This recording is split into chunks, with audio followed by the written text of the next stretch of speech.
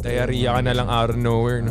Manager nagsabi sa akin. Kaya dati may kayo, pagod yung mga yan, kawawa naman. lumabas ako Drop name. Dati lumabas ako kasama yung isang may babae akong kasama. Kumain kami sa labas.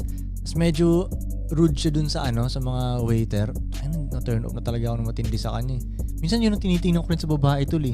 Tingnan ko nga kung gaano ako makisama sa mga waiter, mga waitress. Yeah. Pag kupal ka sa mga yan, hindi tayo magkakasundo, alam mo yun? Mismo. Yeah. Sabihin mo sa mga ugali mo, no? Tama. Yan, no? Talaga. Kaya lagi kayo mag-tip din. Mag-tip kayo lagi. Depende Lalo sa na sa bansa. Pilipinas.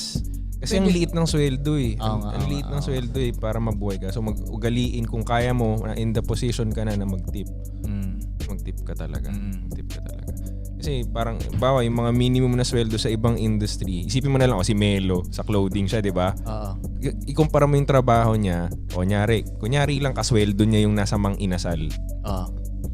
Ikumpara nyo nga yung effort nila doon, Ang di ba? pawis na Si tumutulo. Melo, pumaporma-porma lang. Exactly, naka-aircon all day, sound trip pa siya. Di ba? Ang Shoutout gaganda kay ng Melo. customers niya. Shoutout kay Melo. Sana Sarap ng naririnig mo si lifestyle Bram niya, di ba? ngayon. Sarap ng lifestyle niya. Tapos, di ba? Mas mataas pa yung sweldo niya dun sa mga taga-Mang Inasal, eh. Di ba? May libre ka pang damit and shit. Kumpara mo dun sa mga nag-work sa food and beverage, kawawa rin sila.